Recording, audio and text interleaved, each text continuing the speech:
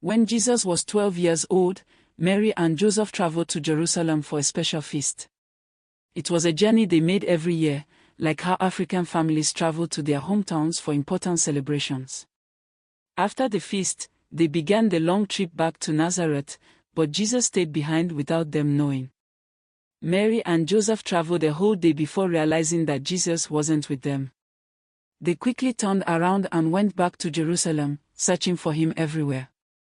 Finally, they found him in the temple, sitting among the teachers, listening to them and asking them questions. The teachers were amazed at his understanding and wisdom. Mary and Joseph were relieved to find him, but they were also amazed at how much he knew. Jesus smiled at them and said, "Didn't you know I had to be in my Father's house?" Mary and Joseph didn't fully understand, but they knew that Jesus was destined for something very special. When Jesus grew older, he began to travel and teach people about God's love. One day, he went to the Jordan River to meet a man named John, who was baptizing people. John was known for calling people to repent and change their ways. When John saw Jesus, he was amazed. "I need to be baptized by you," John said. "Why do you come to me?" But Jesus answered, "Let it be so now. It is proper for us to do this to fulfill all righteousness." John agreed, and he baptized Jesus in the river.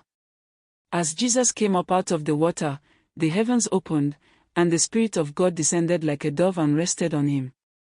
A voice from heaven said, "This is my Son, whom I love, with him I am well pleased." The people who saw this were amazed, and they knew that Jesus was very special, chosen by God. After Jesus was baptized, the Spirit led him into the desert, where he stayed for 40 days and nights. During this time, he didn't eat or drink, and he was very hungry. It was a time of testing, like how African heroes go through difficult trials to prove their strength and wisdom. The devil came to Jesus and tried to tempt him. "If you are the Son of God, tell these stones to become bread," the devil said. But Jesus replied, "Man does not live on bread alone, but on every word that comes from the mouth of God." Then the devil took Jesus to a high place and showed him all the kingdoms of the world. "All this I will give you, if you will bow down and worship me," the devil said. Jesus answered, "Worship the Lord your God, and serve him only." Finally, the devil took Jesus to the top of the temple and said, "If you are the Son of God, throw yourself down. For it is written, he will command his angels concerning you." But Jesus replied, "It is also written, do not put the Lord your God to the test." After the devil left, angels came and cared for Jesus, and he was ready to begin his work. One day, as Jesus was walking by the Sea of Galilee, he saw two brothers, Simon Peter and Andrew, casting their nets into the water. They were fishermen, like many people in African villages who work with the land and the sea. Jesus called out to them, "Come, follow me, and I will make you fishers of men." At once, they left their nets and followed him.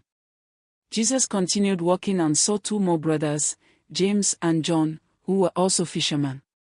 He called them, and they too left their boats and followed him. These 4 men were the first disciples of Jesus, and they traveled with him, listening to his teachings and helping him share the good news with others.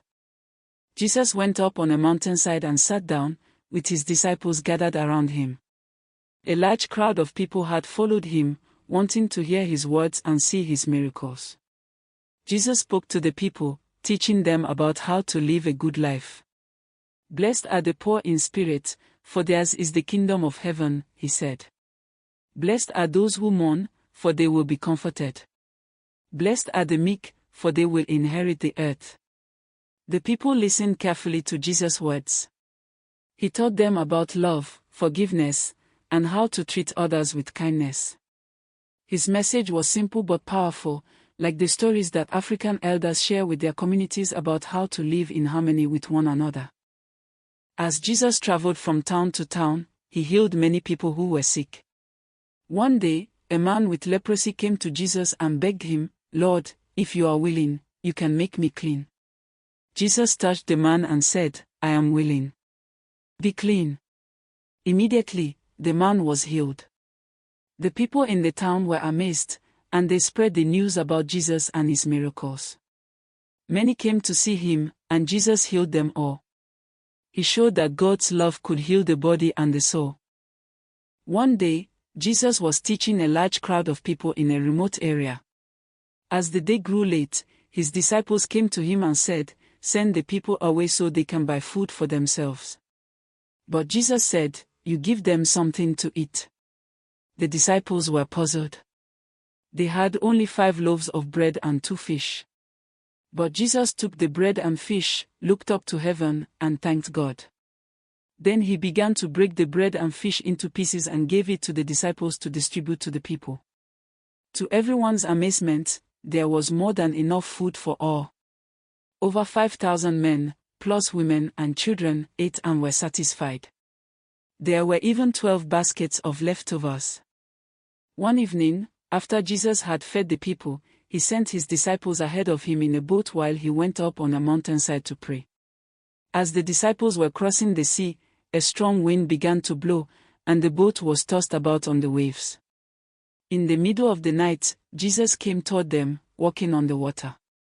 The disciples were terrified and cried out, thinking he was a ghost. But Jesus called out to them, "Take courage. It is I, don't be afraid." Peter, one of the disciples, said, "Lord, if it's really you, tell me to come to you on the water." "Come," Jesus said. So Peter stepped out of the boat and began to walk on the water toward Jesus. But when he saw the wind and the waves, he became afraid and started to sink. He cried out, "Lord, save me." Jesus reached out his hand and caught him. "You of little faith," he said, "why did you doubt?" Peter and Jesus got into the boat, and immediately the wind stopped. The disciples worshipped Jesus, saying, "Truly, you are the Son of God." One day, a man named Lazarus became very sick. His sisters, Mary and Martha, sent word to Jesus, asking him to come and heal Lazarus. But when Jesus heard the news, he stayed where he was for 2 more days. When Jesus arrived in Bethany, he found that Lazarus had already died and had been buried for 4 days. Mary and Martha were very sad, and they said to Jesus, "If you had been here, my brother would not have died." Jesus spoke to Martha, "Your brother will rise again."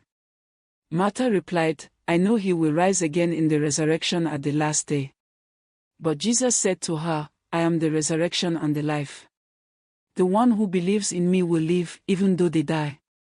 Then Jesus went to the tomb where Lazarus was buried. He prayed, and with a loud voice, he called, "Lazarus, come out." To everyone's amazement, Lazarus walked out of the tomb, still wrapped in his grave clothes. Jesus said, "Take off the grave clothes and let him go."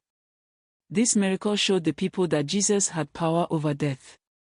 Just like in African villages where elders perform healing rituals to bring life and health, Jesus brought life where there was death. It was the time of the Passover festival, and many people were traveling to Jerusalem. As Jesus entered the city, he sent 2 of his disciples to fetch a donkey. Jesus rode the donkey into the city, and the people spread their coats and palm branches on the ground in front of him, shouting, "Hosanna! Blessed is the King who comes in the name of the Lord." The people in the streets were excited, praising Jesus as their king. They had heard about his miracles and believed that he was the Savior who had come to free them. Just like how African villages celebrate the return of a great leader, the people of Jerusalem celebrated the arrival of Jesus with joy and praise. They believed he would bring freedom to their land. When Jesus entered the temple, he saw that it had become a marketplace.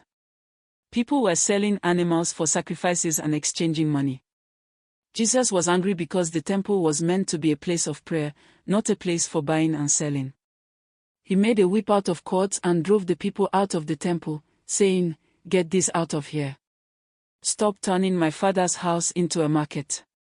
His disciples remembered the words of the prophet, "Zeal for your house will consume me." The people who witnessed this were shocked, but Jesus knew he had to protect the holiness of the temple. Just as African elders protect sacred spaces and rituals, Jesus showed that God's house must be treated with respect. As Jesus sat near the temple treasury, he watched people putting their money into the offering box. Many rich people gave large amounts of money, but then a poor widow came and put in 2 very small coins. Jesus called his disciples and said, "Truly, I tell you, this poor widow has put more into the treasury than all the others. They gave out of their wealth, but she gave out of her poverty, all she had to live on."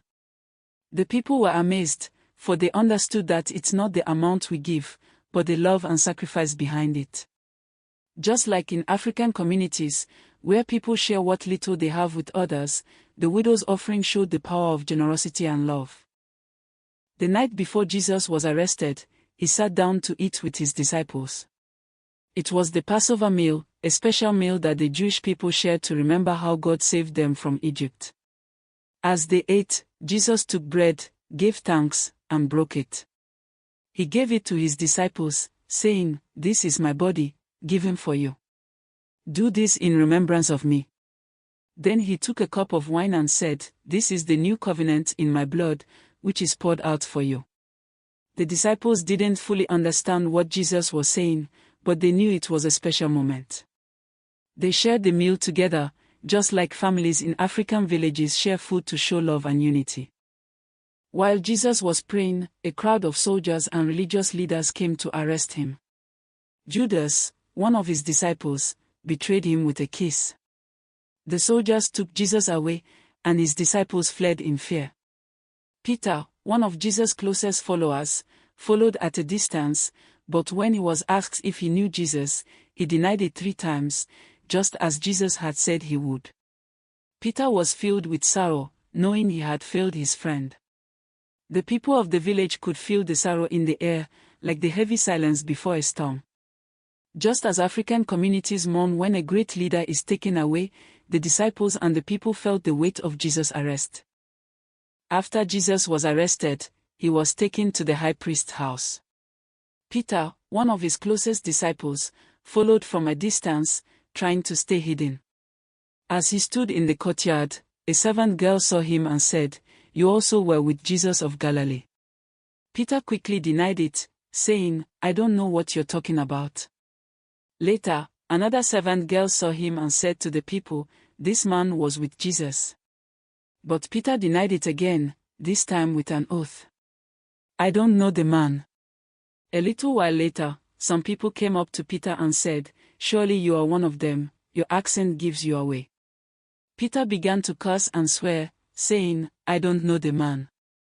Just then, a rooster crowed, and Peter remembered what Jesus had said, "Before the rooster crows, you will deny me 3 times."